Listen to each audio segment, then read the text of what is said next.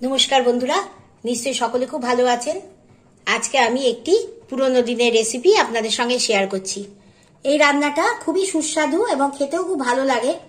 আগে সবসময় হতো মা ঠাকুমারা এগুলো রান্না করতেন, কিন্তু এখন আমাদের হাতে তো সময় কম, তাই জন্যে খুব কমই হয়। কিন্তু এটি ভাতের সঙ্গে খুবই ভালো লাগে। এই রান্নাটা হলো কচুরলতি দিয়ে চিংড়ি মাছ। আমি এখানে লতি একটুখানি জলে ভাপিয়ে নিয়েছি। অনেক সময় তো গলা ধরতে পারে, তাই জন্য যাতে না সেই ভয়টা না থাকে, তাই জন্য একটু ভাপিয়ে নিয়েছি। কড়াই গ্যাসে বসিয়ে দিয়েছি। এবার আমি এর মধ্যে দেব অল্প একটু তেল, 1 স্পুন মতো তেল দিলাম।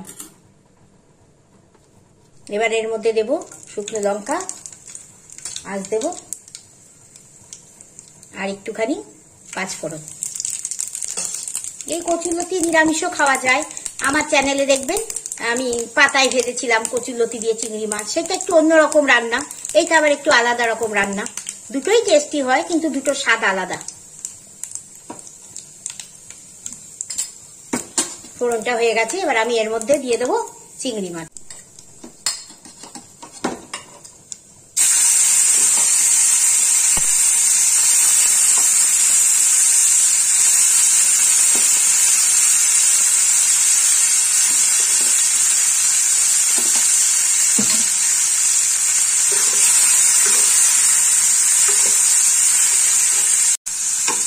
চিংড়ি মাছটা দেখুন একটু ভাজা হয়ে গেছে। আমি এর মধ্যেই দিয়ে দেবো এই লতিটা। এবার ভালো করে মিশিয়ে নেব। এখন তো লতি রান্না করা খুব একটা কঠিন না, কারণ বাড়িতে কাটতেও হয় না, বাজারেই কিনতে পাওয়া যায়। এঁচোড় বা লতি এসব কেটেই বিক্রি হয়, তাই ইজিলি বাড়িতে রান্না করে নেওয়া যায়। একটু মিশিয়ে নিয়ে এর মধ্যে দিয়ে দেবো আমি টমেটো কুচি। এখানে 500 গ্রাম লতি ছিল, তার মধ্যে আমি একটা গোটা টমেটো দিলাম। ভালো করে একটু ভেজে নেবো যাতে টমেটোটা নরম হয়ে যায়।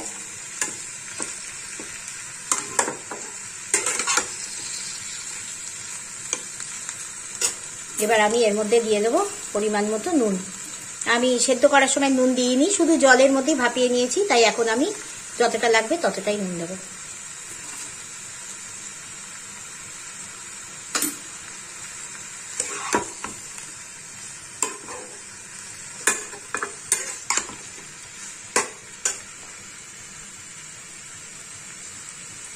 আর দেব এর মধ্যে 1/2 টিস্পুনেরও কম দেখুন হলুদ, আর স্বাদ মতো লঙ্কার গুঁড়ো। এই কচুরলতি বা কচুর শাক এগুলো তো একটু মিষ্টি খেতে হয়, কিন্তু যেহেতু মাছ দিয়েছি খেতে একটু ঝাল হলে ভালো লাগবে, তাই আমি 1/2 টিস্পুন মতো শুকনো লঙ্কা দিলাম। এবার যে যেমন ঝাল খাবেন সেই অনুযায়ী রান্না করবেন।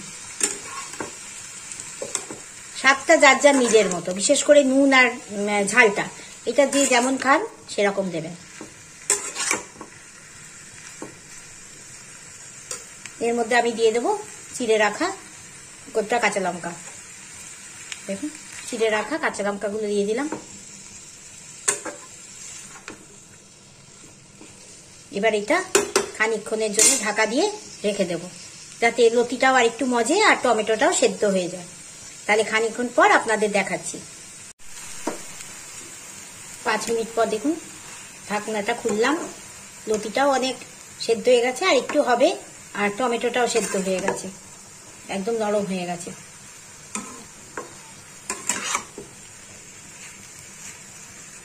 কচুরলতি এসব তো আয়রন থাকে, এগুলো খাওয়া খুবই ভালো শরীরের পক্ষে। এবার আমি এর মধ্যে দিয়ে দেবো নারকেল কুড়োনো।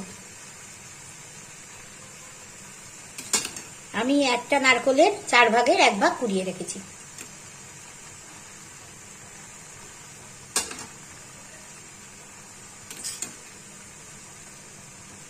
বেশ অনেকটা নারকেল কুড়োনোই দিয়ে দেবো,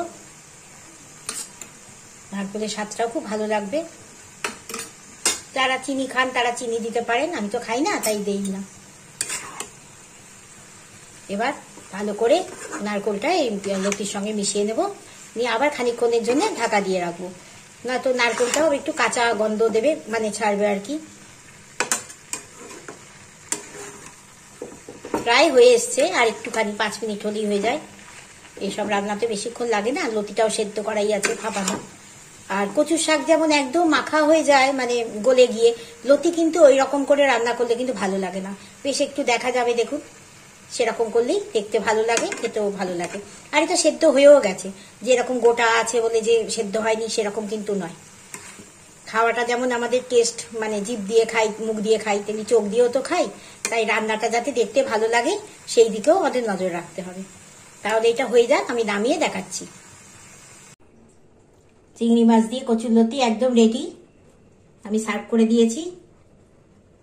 খুবই সুস্বাদু একটি রান্না, বাড়িতে অবশ্যই একবার করে খাবেন, খুব ভালো লাগবে। আর এখন বাজারে তো লতি কেটেই বিক্রি হয়, বললাম আগেই, তাই কোনো অসুবিধাও নেই। তাহলে যদি এই রান্নাটা ভালো লাগে অবশ্যই লাইক করবেন, কমেন্ট করে জানাবেন কেমন লাগলো, আর সাবস্ক্রাইব করে বন্ধু হয়ে তো পাশে থাকতেই হবে। সকলে খুব ভালো থাকবেন, সুস্থ থাকবেন। আজ আসি, নমস্কার।